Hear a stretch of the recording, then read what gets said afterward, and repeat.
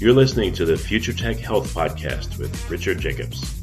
Until I reached age 40, I never realized the obvious, that we all have medical issues, or we at least have a family member or close relation that had, has, or will have them in the future.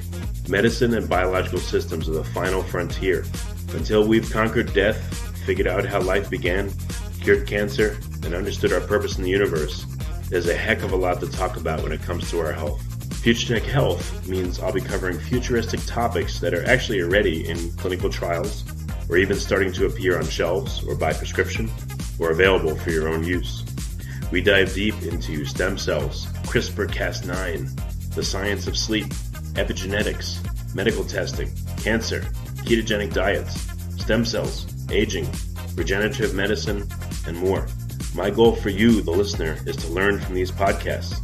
You may very well learn something that may change the course of your life for the better, steer you towards a new career, or give you insight into addressing a serious medical problem. Remember, however, this podcast and its content is informational in nature only.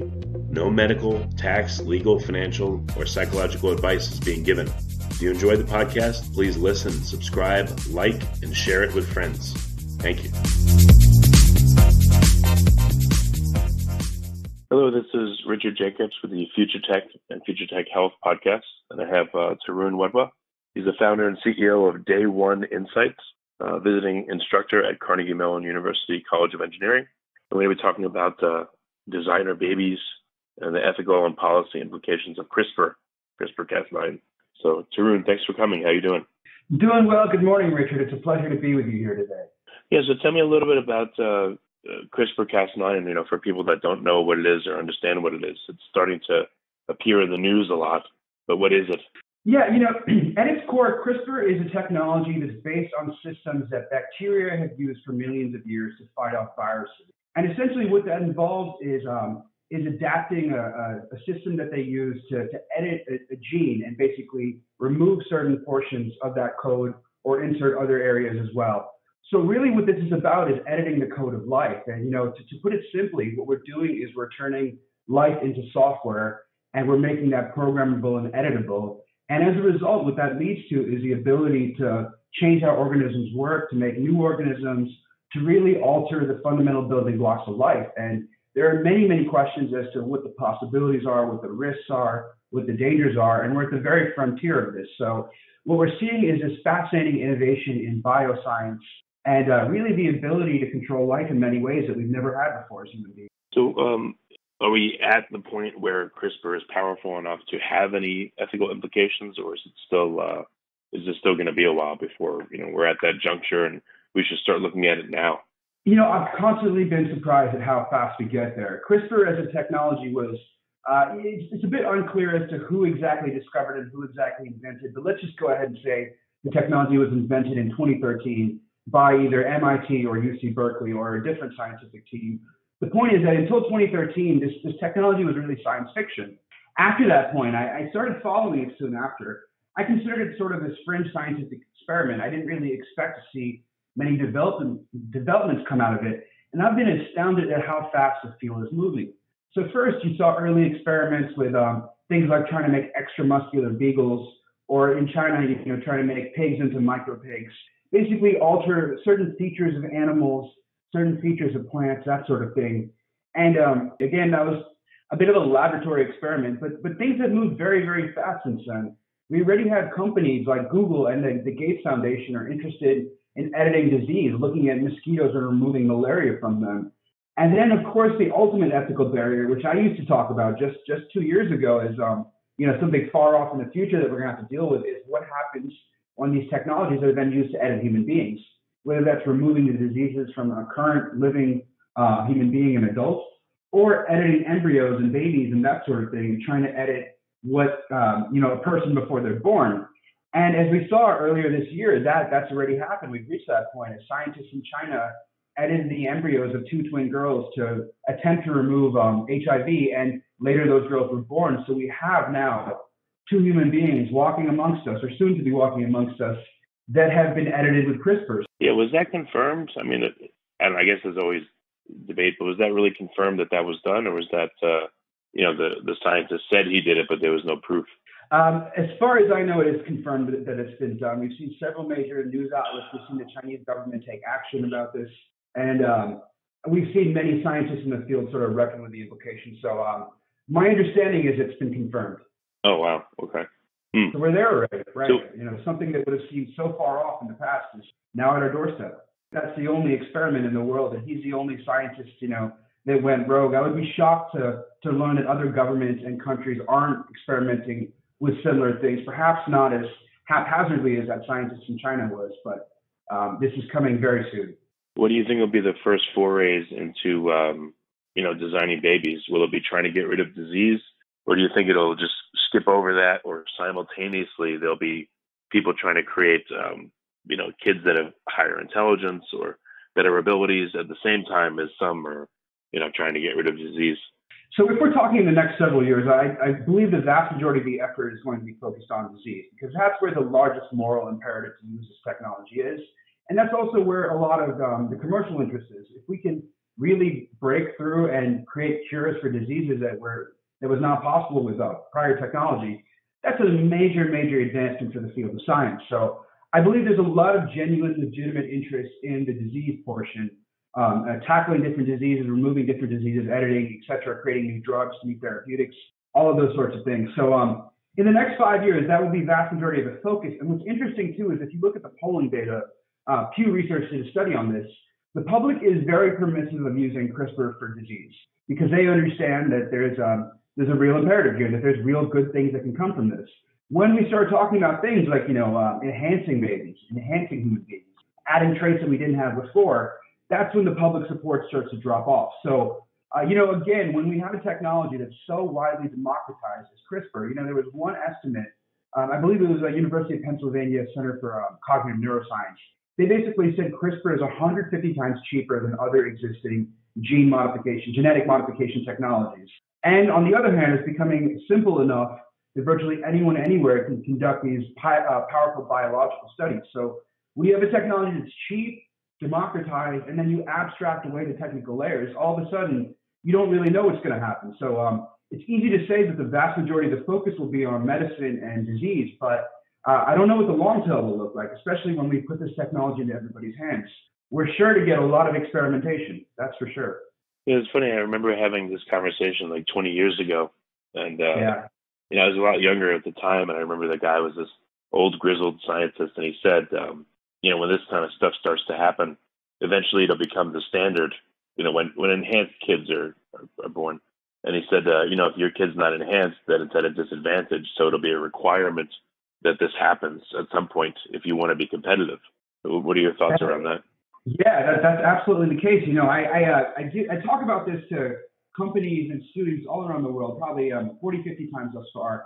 And I do an interesting exercise. I ask them, I present the CRISPR technology, I present the latest advances, and I say, would you, if you were in a situation where you had a child being born with, Huntington's disease or sickle cell, or something very debilitating and very damaging, would you want to use this technology to help your child? And what's interesting is about 80% of the hands go up. The 80%, of course, is for people that want well-being for their child. The remaining 20%, it's not that they don't want well-being for their child. They have religious objections, or they have logical objections, saying that we don't fully understand this technology, we don't understand its externalities, etc.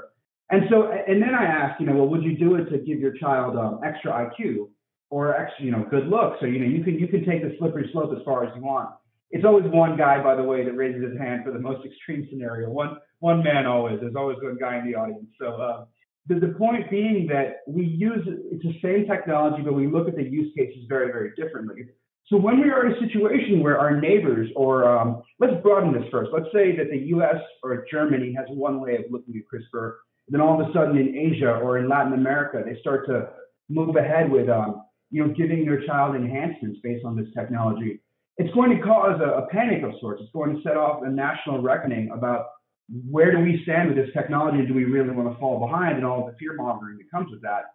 And then take that to a more specific level. What happens when your neighbors or other people in your country or your community are using enhancement technologies? Are you going to then put your child at a perceived disadvantage by not giving them the same advancements? And let's say we get to a situation where these technologies are hundreds or thousands of dollars. They're that cheap. These sorts of enhancements are that cheap. then it becomes a very, very interesting scenario where the technical and economic barriers are far less, but we still have the ethical and the logical and the moral barriers about what's right and what are we as human beings. And all of this really gets to this question about our humanity is, what is it that makes us humans? Our flaws, are they bugs or features? And that's a really, really hard thing to figure out. Well, what do you think is the timeline of having to grapple with this for the average person? I worry that it's far more advanced than we think, and that I don't think this is a 50-year problem. I think that the regular people will be confronted with variations of this problem within the next 5 to 10 years. I think it's coming that soon. And really? The way we see technology advance, it'll be there for certain use cases. And again, we'll likely start with disease. We'll likely start with debilitating diseases because that just makes the most sense. But also, I would expect very soon CRISPR technologies to be available to pets. We often see medical advances go into the field of pets first because it's far less regulated and far more experimental.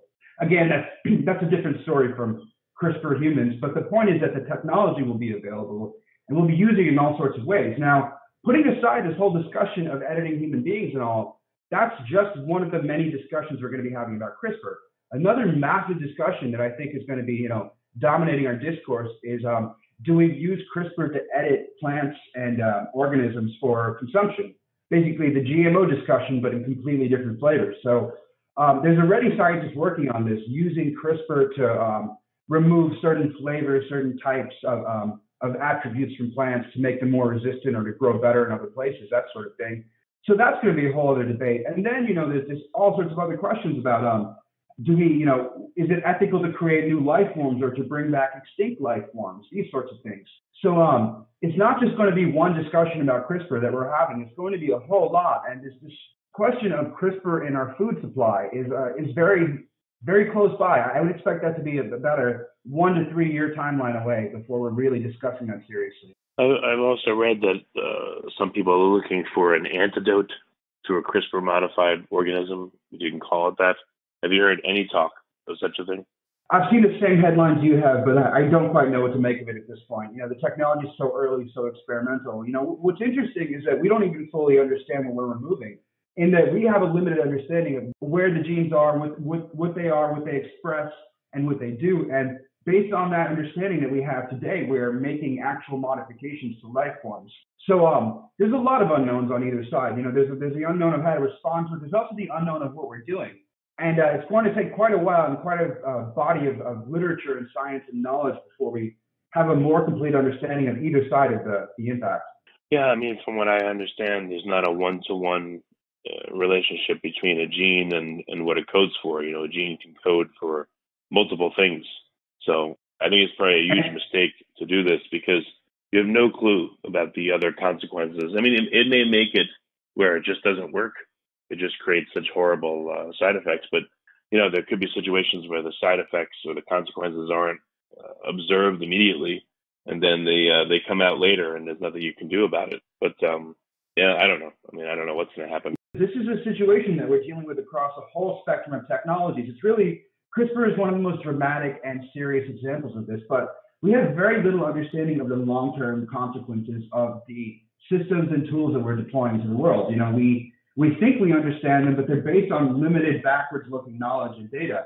And really, we're breaking new ground left and right. So across a whole host of technologies, this is going to be the issue. How do we determine the long-term impact, the safe way to proceed, the barriers, and then, just this bigger question of what is good, what is healthy, what is normal, what is desirable? These seem like simple questions, but they're really not. Well, do you have any insight into how CRISPR is being used or will be used, or in your? Yeah, what I see is that I'm finding in my research that CRISPR is used for a far broader set of tools and applications than I originally imagined. In that I was really focused originally on life and disease and that sort of thing, and I understood, that we might also be talking about GMO food one day and that sort of thing. But I didn't realize how aggressively it could also be used for altering animals and creating new forms of life and new diseases and these sorts of things. There's just a recent study showing that CRISPR was used to remove the pigmentation in lizards, or precision breeding technologies. And then George Church has, done some fascinating and crazy research himself. He's trying to bring back the woolly mammoth into the tundra with CRISPR, that sort of stuff. He used CRISPR to make 13,000 edits to a single cell at once. I mean, that's a whole new style and form and deployment of CRISPR that brings us a whole own set of questions and all. So at this stage, it's really too early to tell. Beyond the uses in medicine and the obvious questions around disease, I think it's almost entirely unknown what this technology will be used for. And it's very possible that the killer app of CRISPR, the thing it's used for most when we look back in 50 years, is something that we haven't even brought up in this conversation. Well, which is what? Right, I don't know. But the thing is that it's entirely unknown. And then there's this other question of when you put it into people's hands and abstract away the technical issues and democratize it, as I was explaining earlier, what will they do with it? And it's a fascinating question. You know, we're seeing this with social media today, but soon machine learning and AI and robotics and drones and those sorts of questions. When people have technologies that used to cost hundreds of thousands or millions or more in their hands for any purpose they want, what will they do with it? So the vast majority of people will probably do nothing with it.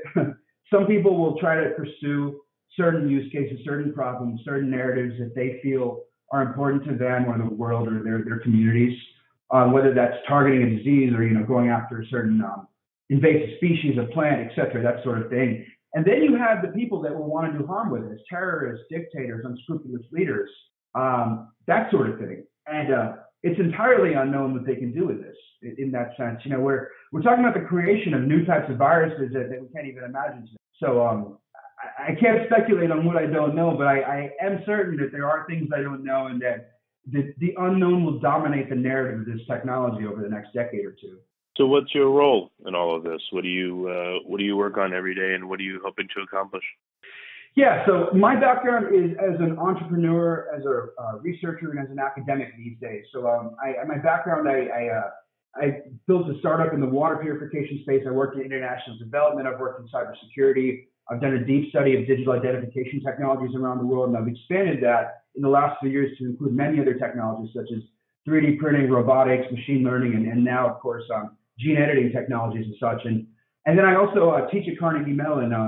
We have a campus in Silicon Valley. And so there, my role and what I try to be useful for is in helping us as technologists, as engineers, as people, as society, as business people, whatever group, community you want to look at this from, we're all going to be in the driver's seat of these technologies. We're all going to be deciding how they're used and how they're applied to the world. So my goal, in whatever way I can, is to help advance this conversation, is to put it in a bigger picture to help us realize that it's not just CRISPR that we're going to deal with. It's not just one technology, one problem.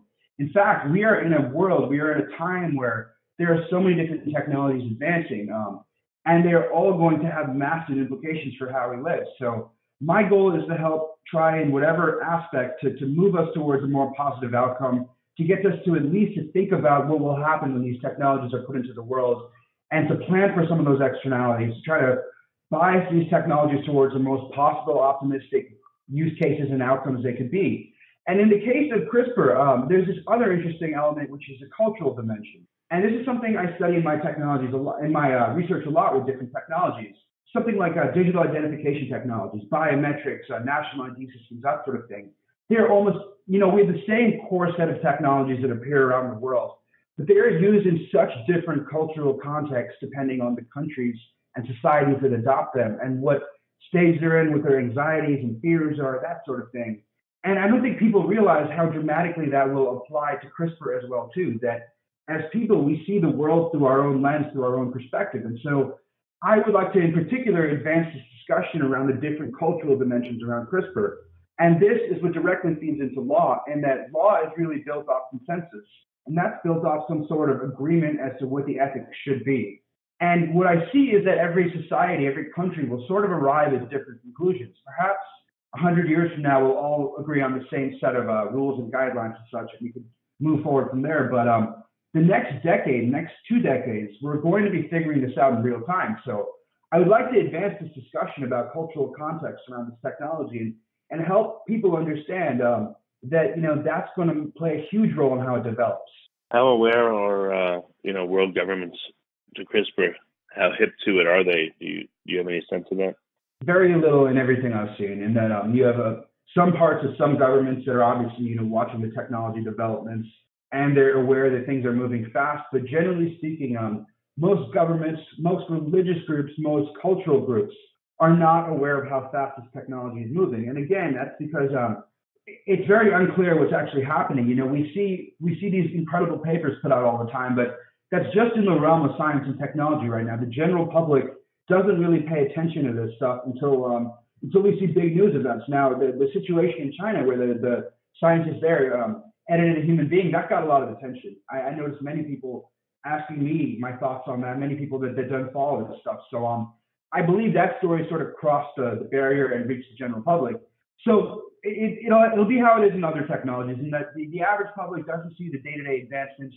They don't see what's happening at the cutting edge, but they do see the big events. They do see the major fallouts and major consequences. If there's any negative aspects such as that, that will be known by the general public. So governments, generally speaking, are not really aware of the advances. Now, there are some major exemptions to that.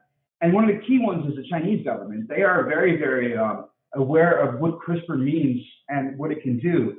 And they are moving fast forward ahead with this technology, both in sequencing and understanding the world, and then soon also editing and modifying the world too. So you look at what Beijing Genomics Institute is doing with trying to really collect and sequence every organism on the planet. That same data and body of knowledge will be very vital for CRISPR and advancing in CRISPR. So, one thing I want to stress is that there's a huge geopolitical dimension to CRISPR as well too, and that will greatly impact how the technology is used and regulated. Any governments in particular that you've spoken to or are showing early interest in what's going on with CRISPR-Cas9? I don't really have anything too interesting to share on that front. I've had some quick conversations with people here and there, but most of the time they're just surprised to hear what I'm saying in terms of the advances I'm describing, and that they've heard of CRISPR, they're aware of its technology, but they don't see it as a near-term problem. They see it as a long-term problem. So what does the timeline look like, for the next 5 years? And then if you compare it for the next, 10 years and then maybe 20 plus, what's your guess on what we'll see?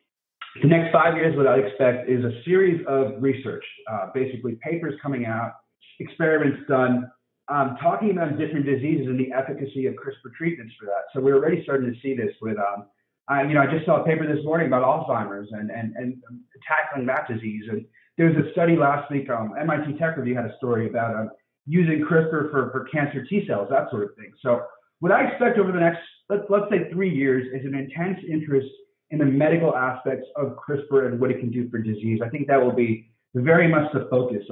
I think you're also going to see a lot more unknown, a lot more risks come up, a lot more negative examples come up. We just saw this example of the Chinese scientists and what happened with the babies.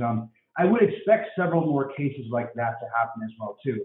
Perhaps not in human beings, because that's considered the most sensitive area to experiment on. But in terms of animals, I'm sure there is widespread research being done. I'm sure there's a lot of experiments that fail that we don't hear about and such. So I think the next 3 to 5 years is going to be a lot of research. We're going to really be looking a lot. We're going to be seeing a lot of headlines about what this technology can do. There will be some commercialization. There will be some commercial applications. Probably not in the next 2 years, maybe next in 3 to 5 years.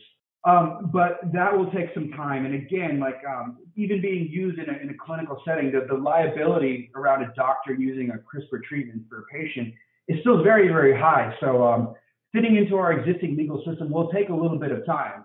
But when the studies are done, when clinical trials are done, when we have real data, when it's gone through our bureaucratic processes towards the tail end of the 5-year timeline, then all of a sudden I think you'll start to see CRISPR used in real clinical settings, real healthcare settings, and people have it available as an option. So I expect by the end of 5 years, there'll be some applications available for the average person to use CRISPR. Again, I mentioned the field of pets may move several years ahead of human beings. That's an unknown as well too. In terms of the 10-year timeline, that's when things get a lot more interesting.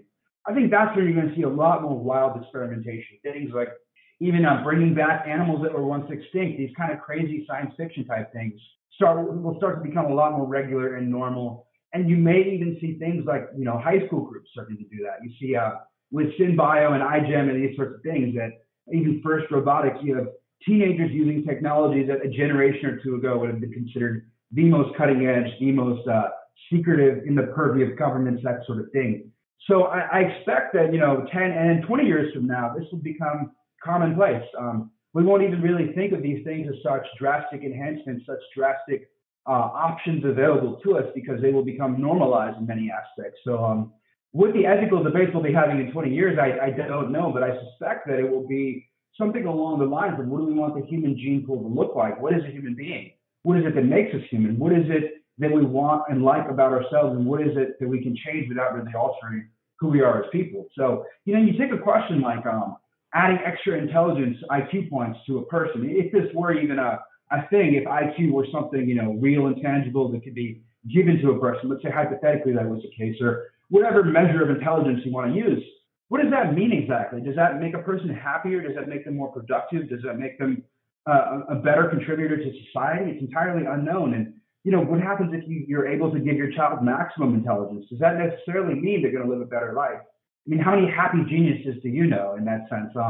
And this is just one example. We're going to have this conversation across a whole host of attributes and traits. Well, I mean, it seems like there's a big time lack of respect for life itself.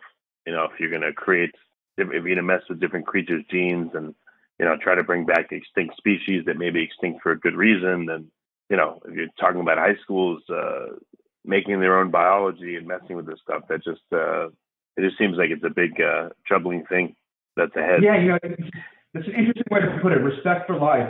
In the technology and the technology community, I could say that there is this belief that, oftentimes you find, I don't want to say everyone believes this, not by any means, but especially in these cutting edge communities where people are working on this stuff day-to-day basis, there is this belief that perhaps that we can improve upon nature's design in many ways.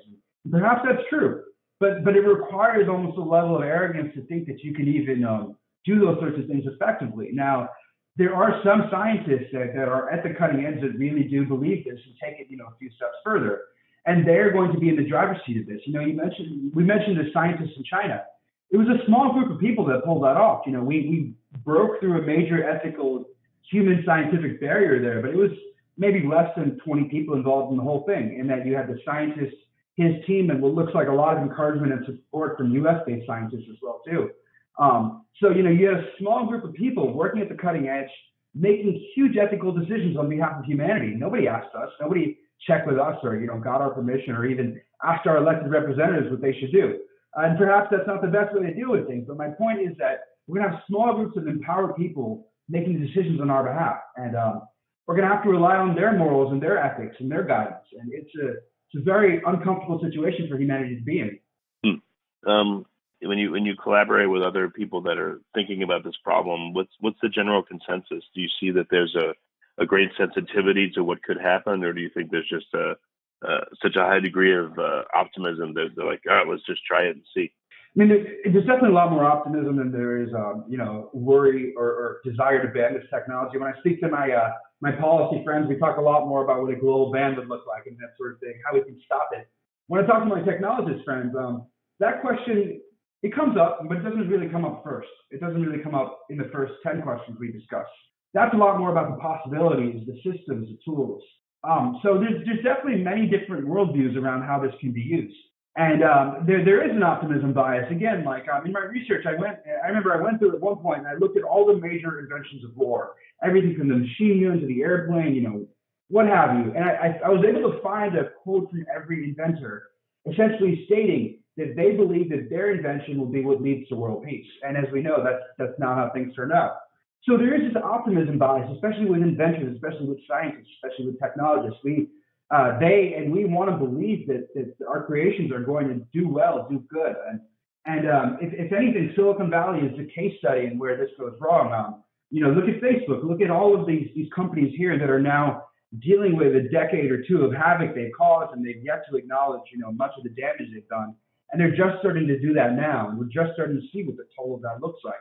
So, in a way, you don't really want your most optimistic populations leading the cutting edge of this research, but that's what we have today. And so, on the positive side, hopefully that will lead to aggressive experimentation. We will be able to free ourselves of many of these horrible diseases that have plagued humanity. We can really make major advancements. And, you look at what we mentioned earlier about using CRISPR to remove malaria from mosquitoes.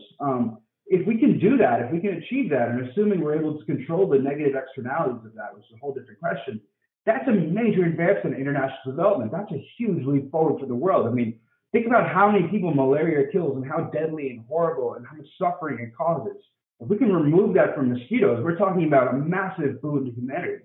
So, there's applications all over the place, and this is by no means a tragic or a scary story, but it is full of unknowns and risks and possibilities, and it's going to be a very, very interesting few years ahead for us. Definitely. What are some resources for people so they could read and understand what CRISPR is and some of the implications? How could they take this further if they're interested? Sure. I would recommend just looking in general news sources and biasing yourself to the most highest credibility sources you could find. So, publications like Nature, especially in such a cutting edge, such a fast moving field, look for, raise your bar in terms of the credibility of the knowledge you read on this subject, because there is a lot of bad information out there. There is a lot of, the mass media in general kind of just regurgitates and repeats details and conclusions made by others. So, in a space such as this, where there's so much unknown, it's vital to look for high quality information sources and to move forward from those. So I don't have anything specific to point to, and it's so fast moving that whatever resources I could give you would be outdated next year by the time a future listener is checking out this podcast. But bias yourself to high credibility studies and watch how they change over time. And that, again, we're figuring this out as we go right now. So look for research as it unfolds and follow stories and understand that it's not one development and it's done, but it's a series of developments unfolding over time. I wonder if anyone will name their child CRISPR.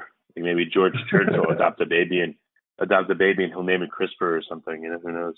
Right. I know he doesn't strike me as the adoption type. He's more the create your own baby type, in my opinion. Yeah, that's true. That's true. Well, very good, Tarun. I appreciate you coming. And then how can people learn more about you specifically and what you're working on and get in touch if they'd like to do that? My pleasure. Absolutely. The best place to reach me is my website, tarunwadhwa.com, firstname.lastname.com. You can contact me there. You can email me there. I have all my writing posted there. I write for Forbes. I write for CNN Business and a couple other places. So all my writings are there. I also have many of my talks posted online too, around social, legal, ethical, security issues, international development, those sorts of things. So that's the best place to reach me. And I look forward to hearing from you there. Okay, Tarun. Thanks for coming. I really appreciate it. My pleasure. Thanks for having me on.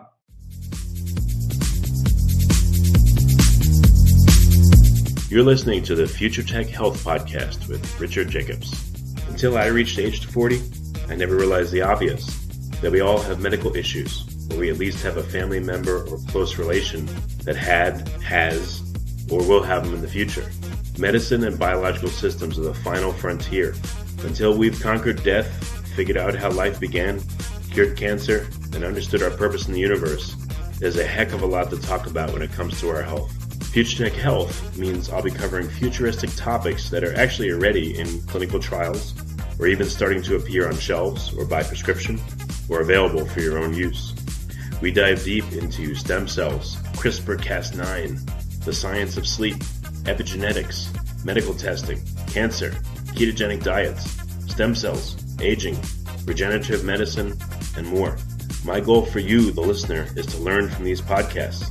You may very well learn something that may change the course of your life for the better, steer you towards a new career, or give you insight into addressing a serious medical problem. Remember, however, this podcast and its content is informational in nature only. No medical, tax, legal, financial, or psychological advice is being given. If you enjoyed the podcast, please listen, subscribe, like, and share it with friends. Thank you.